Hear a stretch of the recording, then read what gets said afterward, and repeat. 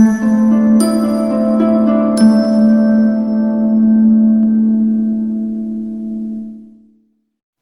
Trainees, आशा करता हूँ आप सभी अच्छे होंगे और आप लोगों की पढ़ाई अच्छी प्रकार से चल रही होगी।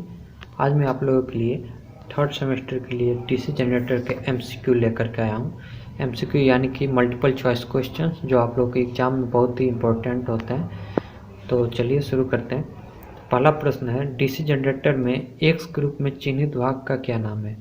यानी कि ये जो आपको दिख रहा है इसको बोला जाता है आपको फुल असेंबली ऑफ कम्यूटेटर, यानी कंप्यूटर का पूरी तरह से असेंबली। तो ये उसका आपको डायग्राम दे रखा है और इसमें पूछ रहा है जो आप लोगों को ये ऐसे दिख रहा है इसको क्या बोला जाता है। तो इसको आप लोग याद रखना, इसको बोला जाता है, जो ये एक्स दिखा रखा है इसको बोला जाता है कम्यूटेटराइजर। इसको कम्यूटेटराइजर बोला जाता है। स्पेलिंग आप लोग ध्यान से देखिए, कम्यूटेटराइजर। ठीक है, वैसे ही जैसे ये पूछा है एग्जाम में, आप लोग से पूछ सकते हैं कि इसको क्या बोला जाता है। तो इसको बोला जाता है end cap, ENDCAP, end cap. वैसे ही ये पूछ सकता है कि इसको क्या बोला जाता है। तो इसको बोला जाता है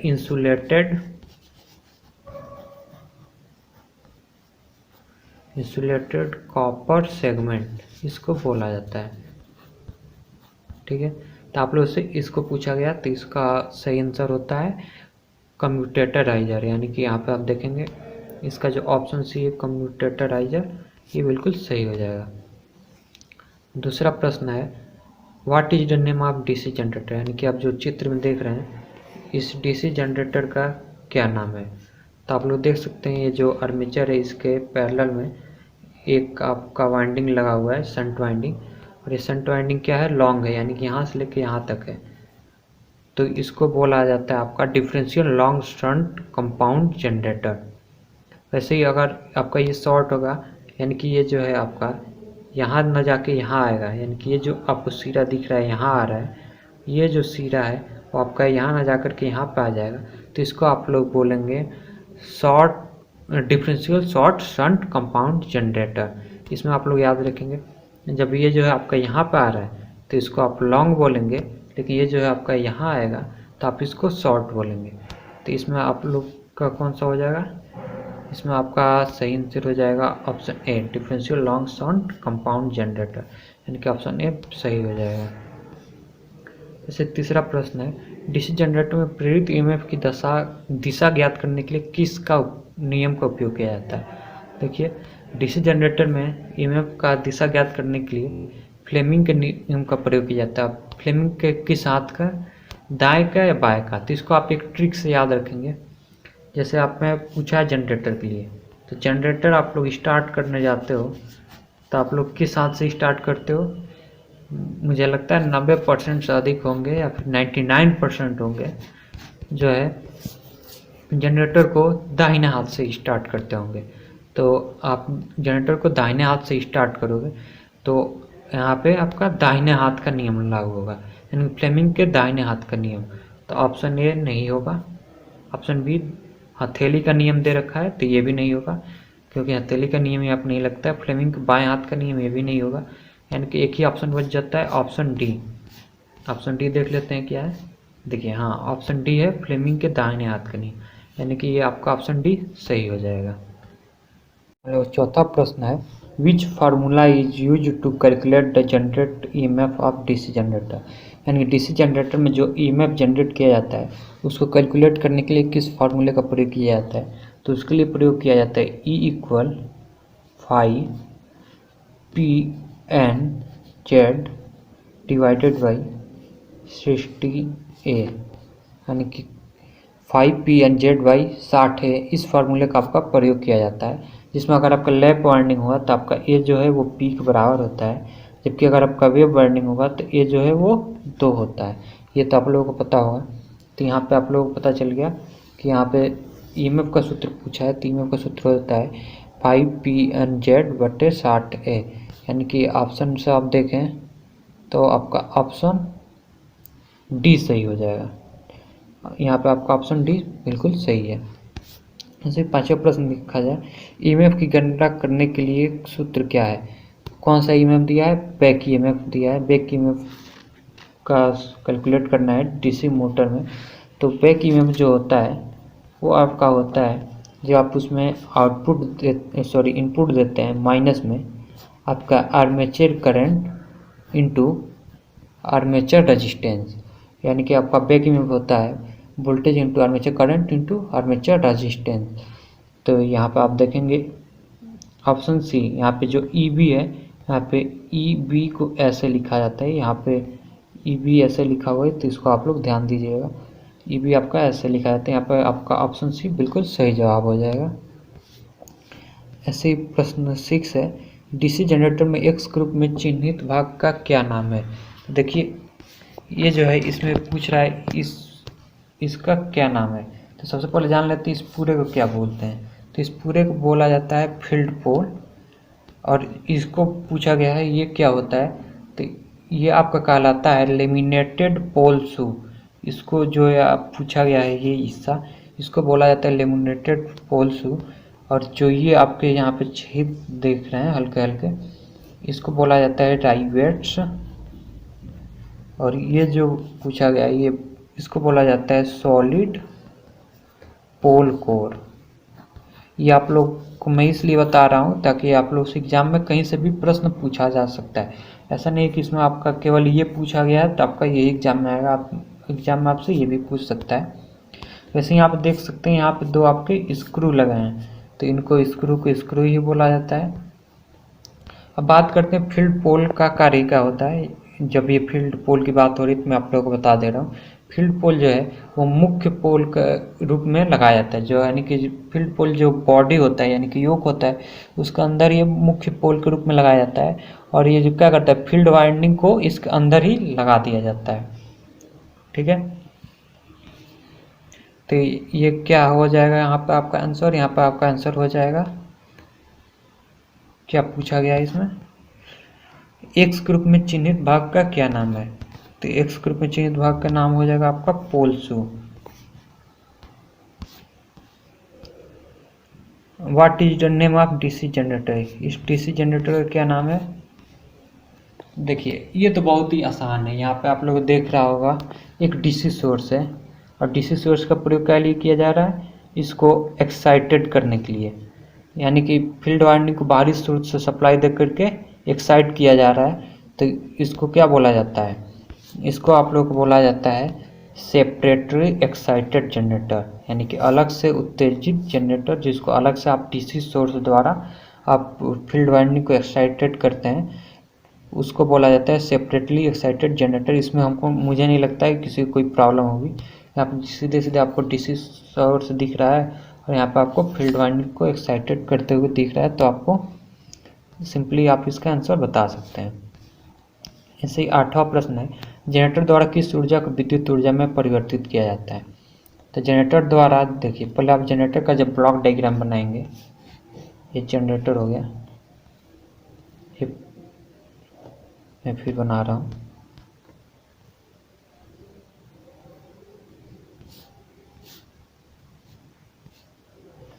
तो यहाँ पे आप कौन सी ऊर्जा देंगे, यहाँ पे आप यांत्रिक ऊर्जा देते हैं यानी कि मैकेनिकल एनर्जी देते हैं, तो आउटपुट में आपको इलेक्ट्रिकल एनर्जी मिलता है। यानी ब्लॉक डायग्राम से पता चल रहा होगा कि इनपुट में आपका मैकेनिकल एनर्जी होता है यानी कि यांत्रिक ऊर्जा, आउटपुट में आपका इलेक्ट्रिकल एनर्जी होता है यानी कि विद्युत ऊर्जा। तो किस ऊर्जा को विद्युत ऊर्जा में परिवर्तित किया जाता है, यानी कि जो आप सप्लाई देते हैं वही तो आपका इलेक्ट्रिकल एनर्जी में परिवर्तित होता है, तो आप जो सप्लाई देंगे वही पूछा जा रहा है, तो वो आपका हो जाएगा यहाँ पे मैकेनिकल एनर्जी यानी कि यांत्रिक ऊर्जा। वैसे ही 9वां प्रश्न है, what is the name of a DC generator field. इस डीसी जनरेटर फील्ड का क्या नाम है, तो इसको बोला जाता है कम्युलेटिव कंपाउंड जनरेटर यानी संचयी यौगिक जनरेटर, इसको बोला जाता है।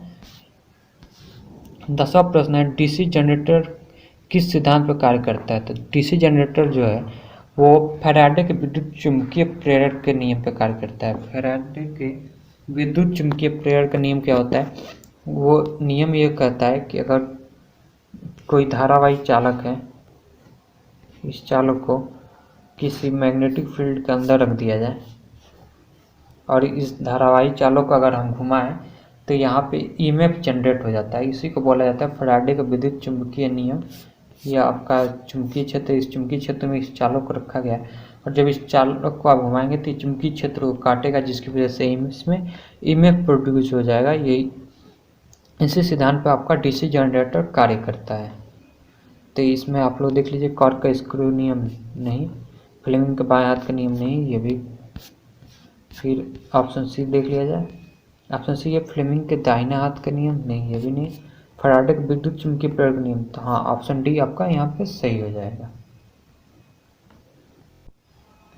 11वां प्रश्न है, what is the formula of dynamically induced EMF, यानी कि इलेक्ट्रोमोटिव फोर्स क्या होगा अगर आपका जो प्रेरित ईएमएफ जो है वो डायनेमिकली है, यानी कि गतिशील है। तो उसके लिए होता है आपका BLV इंटू साइन थीटा, ये आपका फार्मूला होता है। यही फार्मूला आपसे पूछा गया है, तो इसमें आपका ऑप्शन हो जाएगा CBLV साइन थीटा। से 12वां प्रश्न है, चुंबकीय क्षेत्र की दिशा ज्ञात करने के लिए किस नियम का प्रयोग किया जाता है। तो चुंबकीय क्षेत्र की दिशा ज्ञात करने के लिए आपका फ्लेमिंग के दाएं हाथ के नियम का प्रयोग किया जाता है। तो फ्लेमिंग के दाएं हाथ का नियम क्या होता है, देखिए जैसे कि आपका अंगूठा हो गया, ऐसा आप लोग समझिएगा। तो अगर ये आपकी मोशन यानी गति की दिशा है, ये आपका फील्ड की दिशा है, तो ये आपकी करंट की दिशा होगी। ये आपका फ्लेमिंग के दाहिने हाथ का नियम होता है। तो उसमें क्या पूछा है, उसमें पूछा गया आपके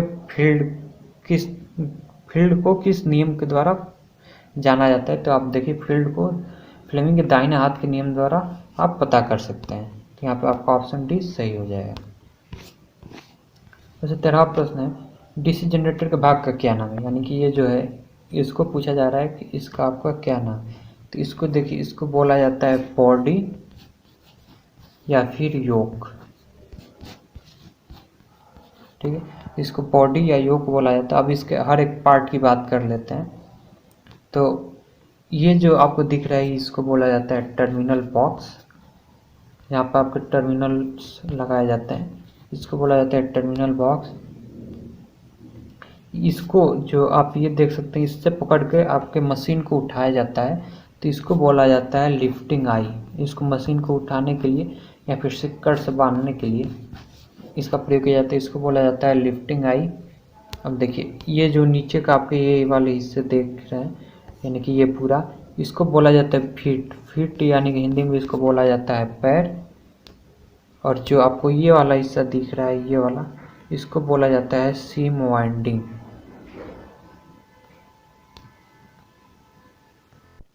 तो इसमें पूछा गया है कि इस डीसी जनरेटर को क्या बोला जाता है, इस भाग को क्या बोला जाता है।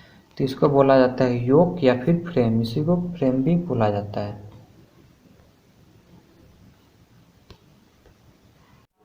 अब 14वां प्रश्न है, how many parallel path in duplex lap winding of a 4 pole DC generator. एक 4 पोल का डीसी जनरेटर है, उसमें कितने पैरेलल पाथ होंगे और डुप्लेक्स लैप वाइंडिंग है उसमें। तो देखिए पहले देखिए आपका लैप वाइंडिंग है। लैप वाइंडिंग में आप जानते हैं A=P होता है। तो P आपका दे रखा है 4, तो आपका A भी हो जाएगा 4, यानी कि यहाँ से आपको पता चल गया A बराबर आपका 4 है। और आपका डुप्लेक्स है तो आप 2 से पूरा कर देंगे, यानी कि 8 आपके पैरेलल पाथ हो जाएंगे, यानी कि ऑप्शन सी यहाँ पे आपका सही आंसर हो जाएगा। 15वां प्रश्न है, डीसी जनरेटर के भाग का नाम बताइए। तो इसको बोला जाता है लेमिनेटेड कोर या फिर आर्मेचर कोर। इसके 2 नाम होते हैं, लेमिनेटेड कोर या फिर इसी को बोला जाता है आर्मेचर कोर। दोनों इसी का नाम है, आप लोग कंफ्यूज मत होइएगा। तो ये तो इसका पूरे का नाम हो गया। अब मैं इसके एक एक पार्ट्स का नाम बता दे रहा हूँ, ताकि अगर एग्जाम में आपसे वो भी पूछा जाए तो अभी आप लोग बता सकें। देखिए ये जो खांचे कटे हुए हैं जो अंदर की तरफ है उसको बोला जाता है स्लॉट, और जो उभरा हुआ है जो ऊपर की तरफ है उसको बोला जाता है तीत यानी कि दांत। और जो आपको ये छोटे छोटे छिद्र दिख रहे हैं यानी कि डक्ट्स दिख रहे हैं, इनको बोला जाता है एयर डक्ट्स। इनका प्रयोग इसलिए किया जाता है कि इनमें से हवा आपका गुजर सके। तो आप लोगों से पूछा गया है डीसी जनरेटर के भाग का नाम बताइए, यानी कि इसके पूरे का नाम पूछा गया है। तो इसको बोला जाता है आर्मेचर कोर या फिर लेमिनेशन कोर। तो इसका ऑप्शन डी सही हो जाएगा, आर्मेचर कोर लेमिनेशन। ठीक है। 16वां प्रश्न है, डीसी जनरेटर में इंटरपोल कैसे जुड़ा होता है। तो ये तो बहुत ही आसान सा प्रश्न है। इस प्रश्न का आंसर हो जाएगा, आप लोगों को पता होगा, डीसी जनरेटर में जो इंटरपोल होते हैं वो हमेशा आर्मेचर के साथ श्रेणी क्रम में जोड़े जाते हैं, आर्मेचर के साथ श्रेणी क्रम में।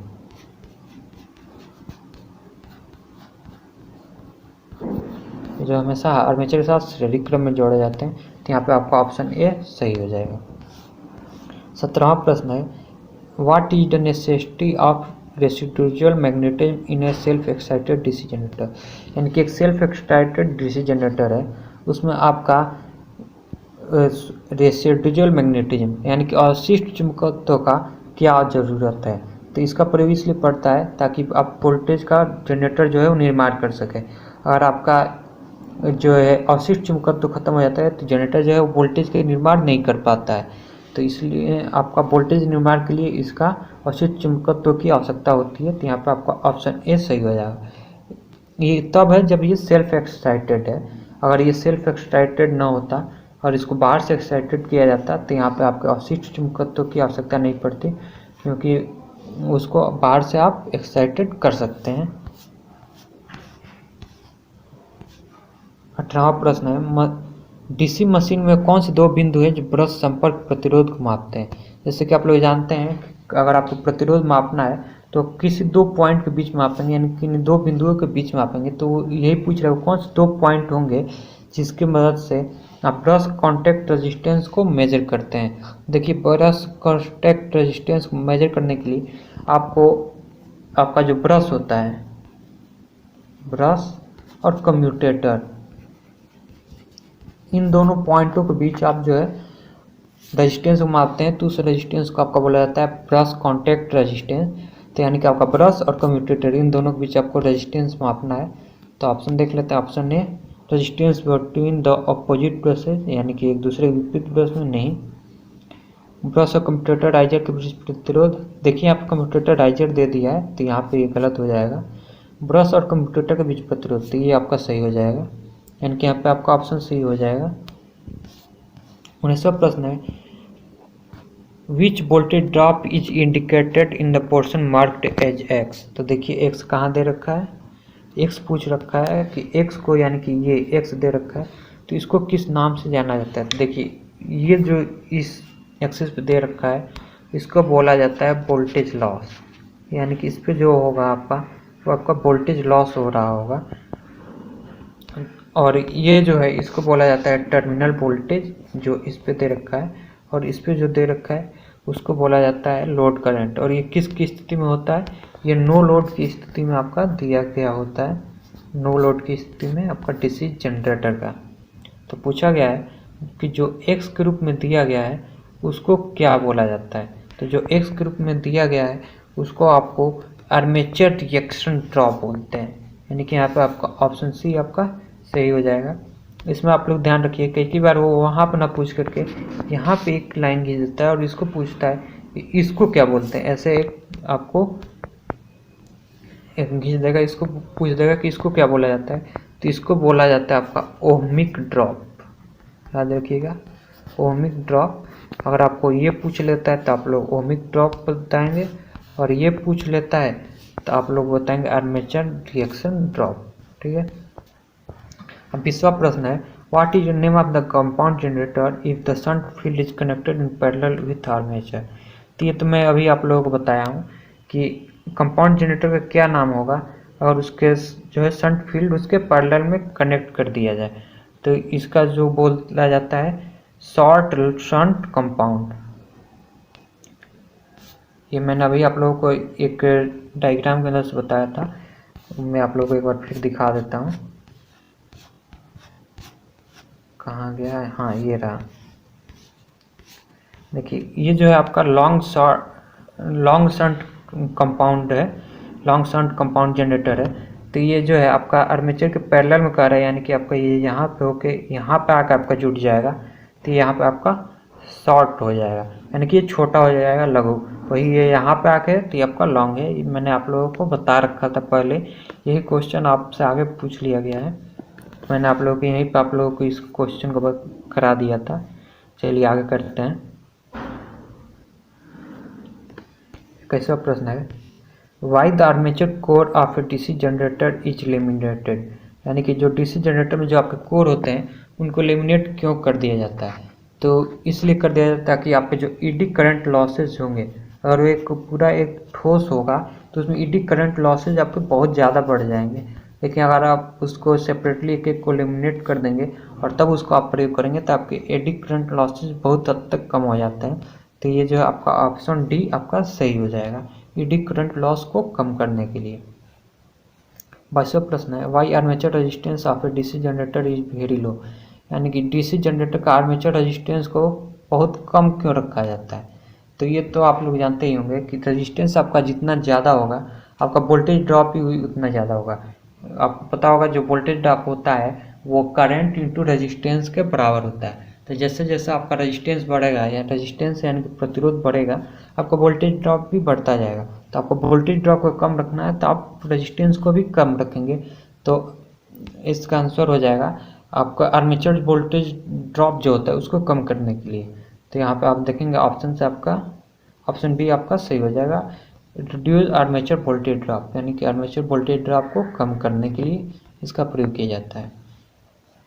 23वां प्रश्न है, डीसी जनरेटर को घड़ी दिशा में ही क्यों चलाना चाहिए, यानी कि क्लॉकवाइज डायरेक्शन में ही क्यों चलाना चाहिए।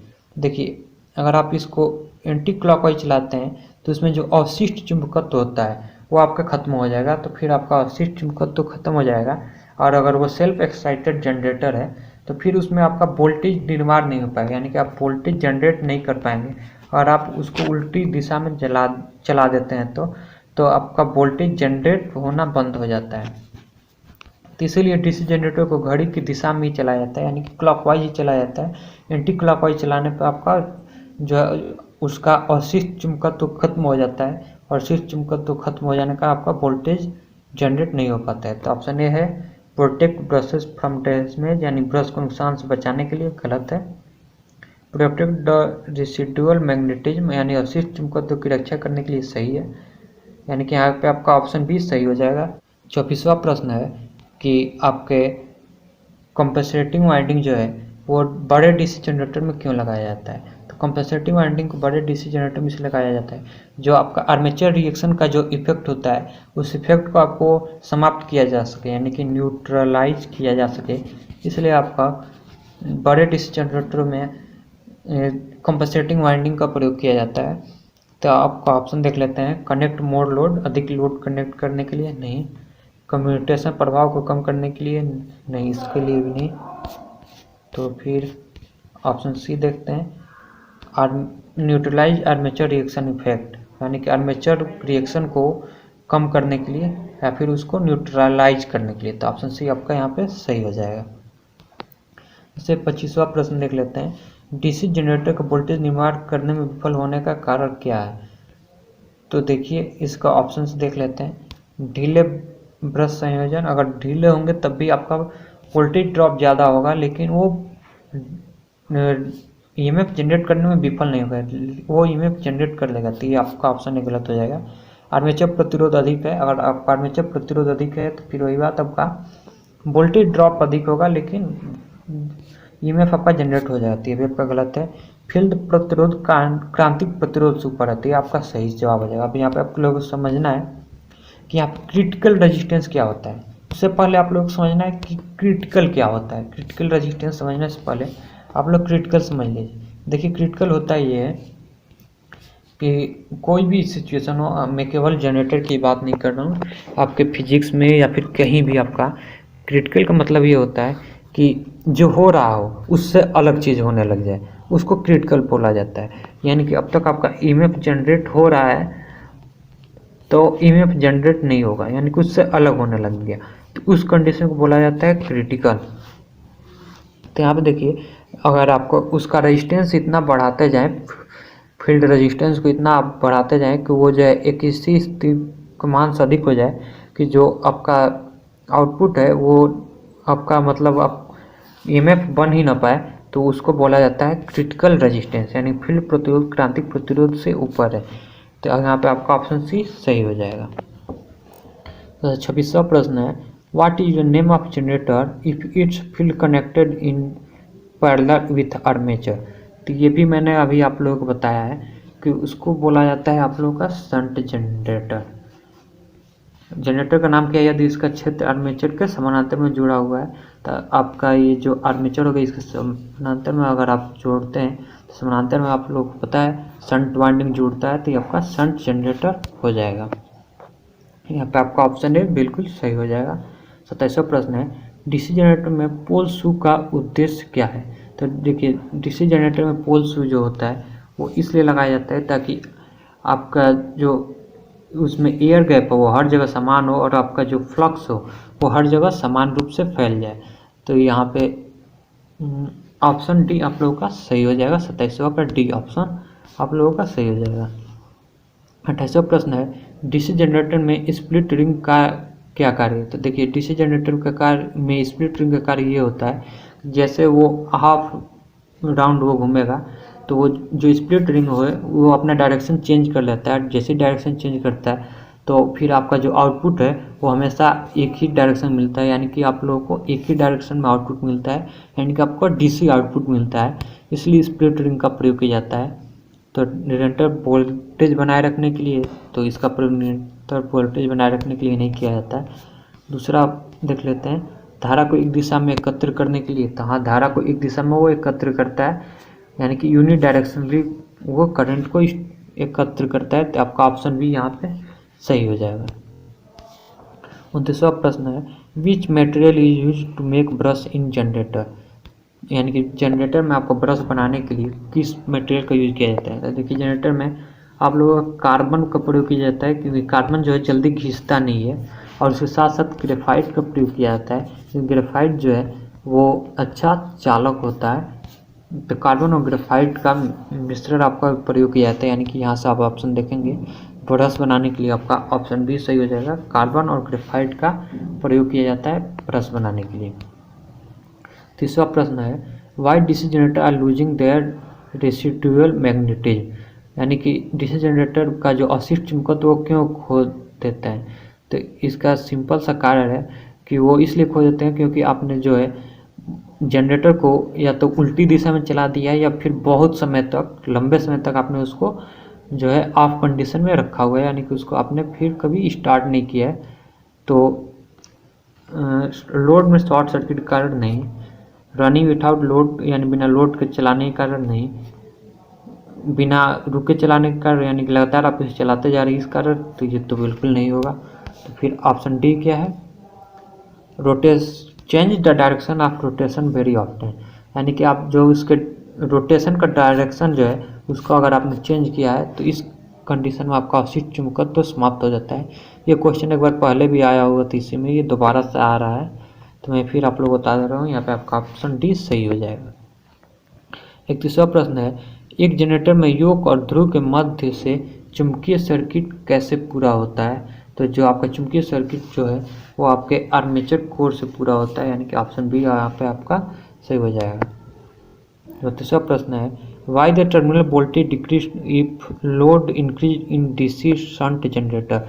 यानी कि आपका जो डीसी शंट जनरेटर है उसमें लोड बढ़ाने पे आपका जो टर्मिनल वोल्टेज है वो कम क्यों हो जाता है। तो कम इसलिए हो जाता है क्योंकि आर्मेचर रिएक्शन इफेक्ट के कारण, आर्मेचर रिएक्शन इफेक्ट के कारण आपका जो है टर्मिनल वोल्टेज कम हो जाता है जैसे जैसे आप उस पर लोड बढ़ाते जाते हैं। तो इसमें आपका ऑप्शन ये सही हो जाएगा, आर्मेचर रिएक्शन इफेक्ट के कारण। 33वां प्रश्न है, लंबी दूरी की वितरण लाइनों के लिए किस प्रकार के डीसी जनरेटर का प्रयोग किया जाता है। यानी कि आपको ज़्यादा दूरी तक आपका जो है डीसी सप्लाई पहुंचाना है डिस्ट्रीब्यूशन के लिए, तो उसके लिए आपका प्रयोग किया जाता है कंपाउंड जनरेटर। कंपाउंड जनरेटर में आपका क्यूमुलेटिव कंपाउंड जनरेटर प्रयोग किया जाता है, यानी संचयी यौगिक जनरेटर का प्रयोग किया जाता है। तो यहाँ पे आपका ऑप्शन हो जाएगा ऑप्शन डी, क्योंकि यहाँ पे आ गया है शंट जनरेटर, सीरीज जनरेटर और डिफरेंशियल कंपाउंड जनरेटर। तो इनके बारे में भी हम लोग जान लेते हैं। तो शंट जनरेटर का प्रयोग वहाँ पे किया जाता है जहाँ पे आपको स्थिर वोल्टेज की आवश्यकता होती है। स्थिर वोल्टेज यानी कि अगर आपको बैटरी चार्ज करना हो तो बैटरी चार्जिंग में, इलेक्ट्रोप्लेटिंग में, यहाँ पे आप लोग को स्थिर डीसी वोल्टेज की आवश्यकता होती है। तो यहाँ पे आप लोग शंट जनरेटर का प्रयोग करेंगे। वैसे सीरीज जनरेटर का प्रयोग कहाँ करेंगे? देखिए जो सीरीज जनरेटर होता है, डीसी सीरीज जनरेटर, इसका प्रयोग डिस्ट्रीब्यूशन बूस्टर में होता है। डिस्ट्रीब्यूशन बूस्टर, जब डीसी आपका डिस्ट्रीब्यूशन हो रहा हो तो उसमें डीसी डिस्ट्रीब्यूशन बूस्टर के लिए आपका सीरीज जनरेटर का प्रयोग किया जाता है। और जो डिफरेंशियल कंपाउंड जनरेटर है, इसका प्रयोग आप लोग करते हैं आर्क वेल्डिंग के लिए। आर्क वेल्डिंग यानी कि जहाँ पे आप लोगों को बहुत ज़्यादा करंट की आवश्यकता होती है, आर्क वेल्डिंग में बहुत हैवी करंट की आवश्यकता होती है, तो यहाँ पे आप लोग डिफरेंशियल कंपाउंड जनरेटर का प्रयोग करते हैं। 34वां प्रश्न है, which method is used to improve the insulation resistance in DC generator? यानी डीसी जनरेटर में इंसुलेशन रेजिस्टेंस को बहुत अच्छा बनाने के लिए उसको क्या किया जाता है? तो देखिए डीसी जनरेटर में इंसुलेशन रेजिस्टेंस को अच्छा बनाने के लिए उसको में जो है गर्म हवा के झोंके दिए जाते हैं। तो गर्म हवा के झोंके दिए जाते हैं, तो ऑप्शन देख लिया जाए। देखिए option D, blowing hot air in the machine during maintenance, यानी कि रख रखाव के समय आप उसमें गर्म हवा का ब्लोइंग करेंगे तो आपका जो है रेजिस्टेंस सही बना रहेगा।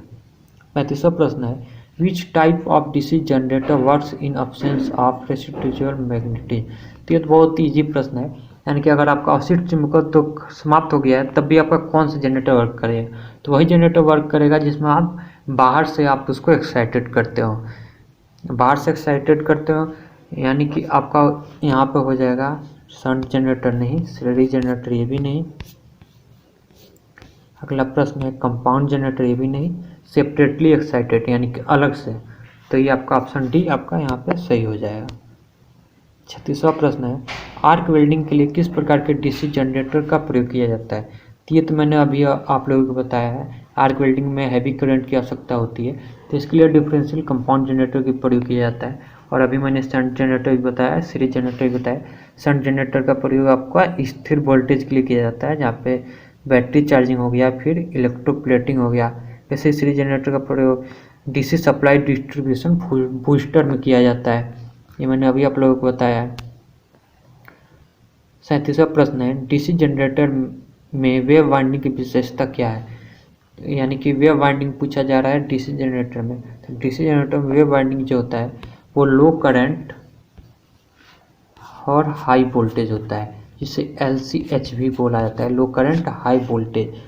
तो यहाँ पे आप ऑप्शन देखिए, यहाँ पे आपका ऑप्शन सी सही हो जाएगा।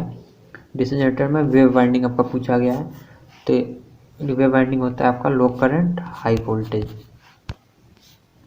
38वां प्रश्न है, डीसी जनरेटर में कम्यूटेटर संयोजन में प्रयुक्त प्रतिरोध तार का उद्देश्य क्या है? यहाँ पे देखिए ये जो आपका रेजिस्टेंस वायर यूज किया गया है, इसका पूछा जा रहा है कि इसका प्रयोग किया जाता है। इसका प्रयोग किया जाता है ताकि आपका जो सप्लाई है उसको स्मूथली जो है रोटेट किया जा सके। तो नेट वोल्टेज बनाए रखने के लिए नहीं, शून्य इस न्यूलिफाइंग स्टैटिकली इंड्यूस्ड ईएमएफ ये भी नहीं, स्थैतिक रूप से प्रेरित ईएमएफ बढ़ाना ये भी नहीं। तो फिर यहाँ का ऑप्शन हो जाएगा 38वां का D, smooth reversal of current direction, यानी धारा की दिशा को आसानी से बदलने के लिए। यहाँ पे आपका ऑप्शन डी सही हो जाएगा। 39वां प्रश्न है, डीसी जनरेटर में ठोस पोल शू का उपयोग किया जाता है। तो डीसी जनरेटर में ठोस पोल शू का प्रयोग जो है चुंबकीय पथ में रिलेक्टेंस जो होता है उसको कम करने के लिए, यानी कि यहाँ पे आपका ऑप्शन डी सही हो जाएगा। 40वां प्रश्न है, बड़ी क्षमता के डीसी जनरेटर में योक बनाने के लिए किस धातु का प्रयोग किया जाता है? यानी कि जो डीसी जनरेटर का बाहरी हिस्सा होता है जिसको योक बोला जाता है, जो मैंने अभी आप लोगों को दिखाया था, उसके लिए आप लोगों का रोलेड स्टील का प्रयोग किया जाता है। 41वां प्रश्न है, डीसी जनरेटर में स्प्लिट रिंग का प्रयोग किया होता है। तो स्प्लिट रिंग इसलिए प्रयोग किया जाता है ताकि आपका जो आउटपुट है वो आउटपुट आप लोगों का एक ही दिशा में बना रहे। स्प्लिट रिंग ये भी मैंने आप लोगों को बताया था कि वो जो है हर हाफ राउंड में अपना डायरेक्शन चेंज कर लेता है, और डायरेक्शन चेंज करने का कारण आपका आउटपुट हमेशा एक ही दिशा में मिलता रहता है। इस कारण आपका जो है डीसी सप्लाई आपको आउटपुट में प्राप्त होता है।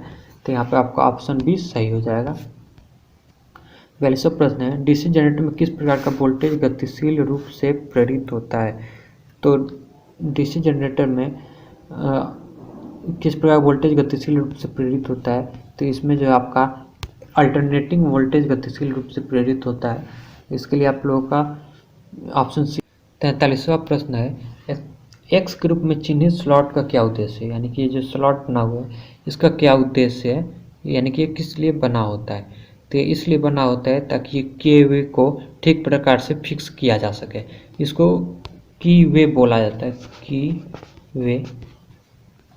अभी मैंने इसके बारे में आप लोगों को विस्तार से बताया था। इसका पूरा नाम क्या होता है? इसका पूरा नाम होता है लेमिनेटेड कोर।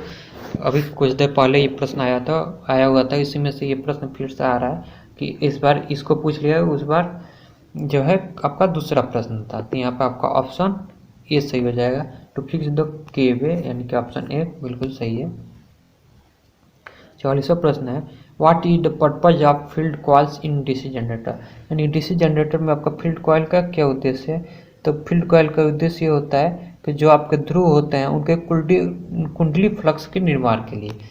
तो यहाँ पे आपका ऑप्शन सी सही हो जाएगा। To magnetise the poles to produce coil flux, ध्रुवों की चुंबकित करने के लिए कुंडली फ्लक्स का निर्माण।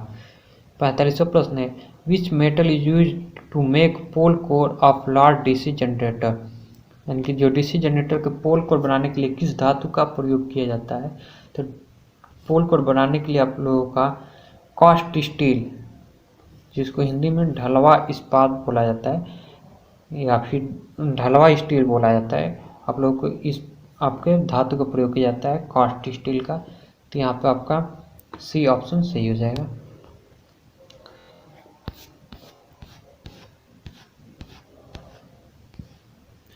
46वां प्रश्न है, why the pole core stamping are laminated in DC generator? तो पूछा जा रहा है कि डीसी जनरेटर में जो पोल कोर होते हैं वो लेमिनेटेड क्यों होते हैं? तो इसलिए होते हैं ताकि आप लोगों का ईडी करंट लॉस कम हो सके। ये प्रश्न आप लोगों को दोबारा आ गया है। ये प्रश्न एक बार मैंने आप लोगों को पहले भी इसी वीडियो में कराया है। तो यहाँ पर आपका ऑप्शन डी सही हो जाएगा। 47वां प्रश्न है, which type of DC generator is used for electroplating process? ये प्रश्न आपका तो पहली बार आया, लेकिन इसको मैं आप लोगों को 2 बार बता चुका हूँ इसी प्रश्न में। तो इसके लिए आप लोगों का शंट जनरेटर प्रयोग करते हैं। 48वां प्रश्न है, what is the purpose of compensating winding in DC generator? यानी डीसी जनरेटर में कंपनसेटिंग वाइंडिंग का क्या यूज होता है? तो कंपनसेटिंग वाइंडिंग का इसलिए प्रयोग किया जाता है कि जो आपका डीमैग्नेटाइजिंग इफेक्ट होता है उसको न्यूट्रलाइज किया जा सके, यानी कि डीमैग्नेटाइजिंग इफेक्ट को समाप्त किया जा सके, उसके लिए आप लोगों को कंपनसेटिंग वाइंडिंग का प्रयोग किया जाता है। तो यहाँ आप देखिए, यहाँ पे आपका ऑप्शन सी सही हो जाएगा, neutralising the demagnetising effect. Option C यहाँ पे आपका सही हो जाएगा। 49वां प्रश्न है, what is the effect if the shunt field resistance is above critical resistance value in a DC generator? देखिए ये प्रश्न आपका दोबारा आ चुका है, लेकिन ये जो पहले पूछा गया था वो दूसरी तरह से पूछा गया था, लेकिन फिर इसी प्रश्न को घुमा कर पूछ लिया गया है कि अगर आपका शंट फील्ड प्रतिरोधक जो है वो क्रांतिकल प्रतिरोध मान से अगर ऊपर हो जाता है तो क्या होगा? तो क्या होगा, आपका आउटपुट वोल्टेज नहीं प्राप्त होगा, यानी कि आपका जो ईएमएफ है वो जनरेट नहीं होगा। EMF will not be produced. ठीक है, तो आपका ऑप्शन ए गलत हो जाएगा।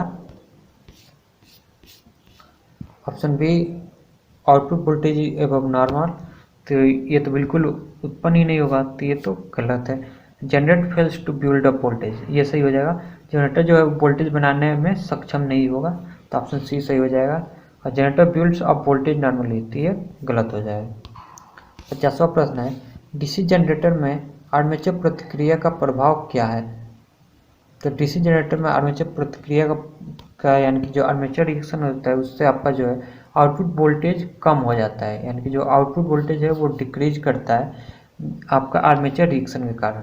तो यहाँ पर आपका ऑप्शन बी सही हो जाएगा, आउटपुट वोल्टेज डिक्रीजेज, यानी कि आउटपुट वोल्टेज आपका कम हो जाता है। 51वां प्रश्न है, calculate the EMF generated in a 4-पोल DC generator with simplex wave wound armature has 1020 conductor and driven at a speed of 1500 RPM, the flux per pole is 0.007 Weber's. Okay, तो यहाँ पे आपको दे रखा है वेव वाइंडिंग है और आपके पोल दे रखे हैं 4, P इक्वल 4, तो आपका वेव वाइंडिंग है तो E इक्वल आपका 2 हो जाएगा, ये आप लोगों को पता होगा। जेड आप लोगों का दे रखा है 1020, यन आप लोग को दे रखा है 1500 और फाई का मान आप लोग को दे रखा है 0.007 वेबर। ओके, तो अब आप लोगों से पूछ रहा है ईएमएफ यानी कि ई पूछा गया है, तो आप लोग का ई हो जाएगा 5P/N/Z डिवाइडेड बाई 60A। तो इसको आप लोग सॉल्व कीजिए, तो इसको मैं सॉल्व करता हूँ। तो इसको सॉल्व करने पर आ रहा है 357 वोल्ट, 357 वोल्टेज, यानी कि यहाँ पे आपका ऑप्शन सी सही हो जाएगा। अगर आप लोग समझ में ना आया हो तो आप इसे दोबारा देख सकते हैं, मैंने जो फार्मूला बताया उसी फार्मूले पे आपका ये प्रश्न का आंसर आ जाएगा। 52 प्रश्न है, how the effect of armature reaction can be neutralise in large DC generator, यानी कि एक डीसी जनरेटर है उसमें आर्मेचर रिएक्शन को कैसे आपका न्यूट्रलाइज किया जा सकता है। तो ये प्रश्न तो अभी आ चुका है, लेकिन वो प्रश्न दूसरी तरह से आया था, उसमें पूछा था कंपनसेटिंग वाइंडिंग का क्या उपयोग है, और इसमें पूछ लिया है कि आर्मेचर रिएक्शन को कैसे बेअसर किया जाता है। तो बिल्कुल उसमें आपका कंपनसेटिंग वाइंडिंग पूछा जाता है, यहाँ पे आपका आंसर ही कंपनसेटिंग वाइंडिंग हो जाएगा, यानी कि ऑप्शन ए आपका सही हो जाएगा। 52 का ए आंसर सही है।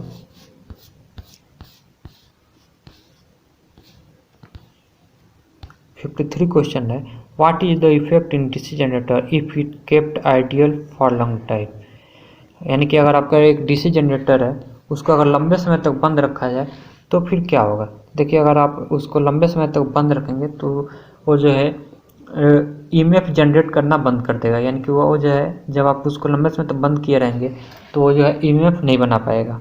और ईएमएफ क्यों नहीं बना पाएगा, क्योंकि उसका जो अवशिष्ट चुंबकत्व होता है वो आपका समाप्त हो जाता है, तो उसको आपको एक बार एक्साइटेड करना पड़ता है। जब एक बार आप उसको एक्साइटेड कर देते हैं फिर वो आपका ईएमएफ बनाना शुरू कर देता है।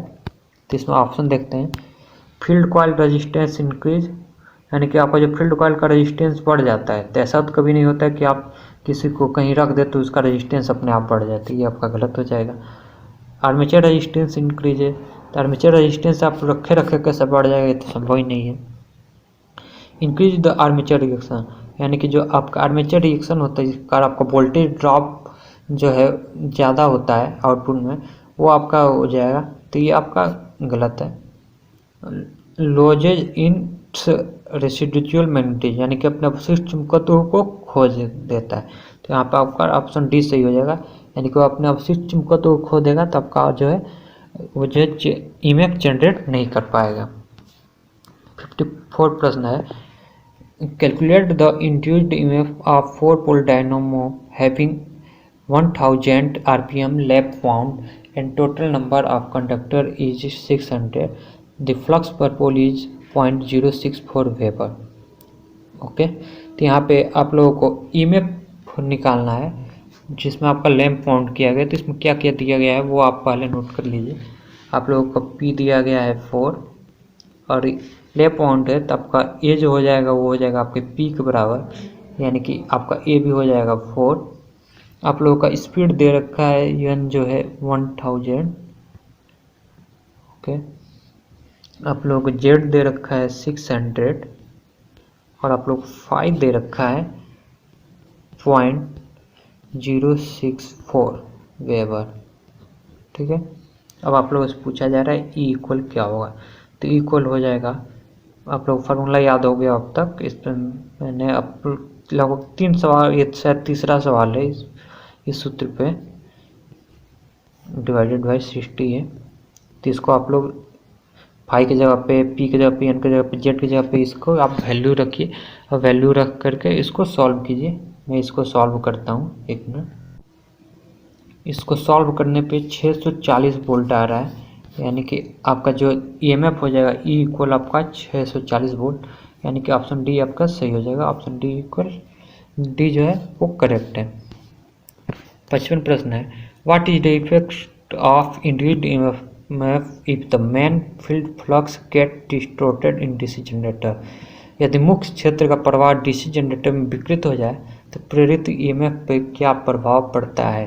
तो जो प्रेरित ईएमएफ है, यदि आप उसका जो मेन फील्ड है वही आपका जो है डैमेज हो जाता है तो आपका क्या होगा, जो आपका ईएमएफ हो वो घट जाता है, यानी कि आपका ईएमएफ कम प्राप्त होता है। तो ऑप्शन देखते हैं, ईएमएफ इंक्रीजेज, ईएमएफ बढ़ता है तो वो तो घटता है, ऑप्शन है गलत। ईएमएफ डिक्रीजेज, तो ये सही हो जाएगा, यानी कि आपका ऑप्शन भी सही हो जाएगा। 56 देखते हैं, डीसी जनरेटर के ब्रश में भारी स्पार्किंग का क्या कारण है। तो डीसी जनरेटर में भारी स्पार्किंग का कारण फील्ड वाइंडिंग में शॉर्ट सर्किट के कारण स्पार्किंग तो नहीं होगा। आर्मेचर वाइंडिंग में शॉर्ट सर्किट इसके कारण भी नहीं होगा। एमएनए और जीएनए पोजीशन चेंज, तो इसके कारण आपका बहुत ज़्यादा जो है आपका स्पार्किंग होता है, यानी कि आप लोगों को वहाँ पे चिंगारी देखने को मिलती है, वहाँ पे आपको गर्म हो जाता है। Too much spring tension eight brush group में बहुत अधिक स्प्रिंग तनाव, तो इसकी वजह से भी स्पार्किंग नहीं होती है। तो यहाँ पे आपका ऑप्शन सी सही हो जाएगा, यानी कि आपका ऑप्शन सी इज करेक्ट। तो यहाँ पे मैंने आप लोगों को डीसी जनरेटर के जो इम्पोर्टेंट क्वेश्चन हैं जो एग्जाम में आते हैं वो मैंने आप लोगों को करा दिए। इसी तरह आप तैयारी करते रहिए और आपका कोई भी डाउट हो तो आप डिस्क्रिप्शन में दिए गए लिंक पर संपर्क कर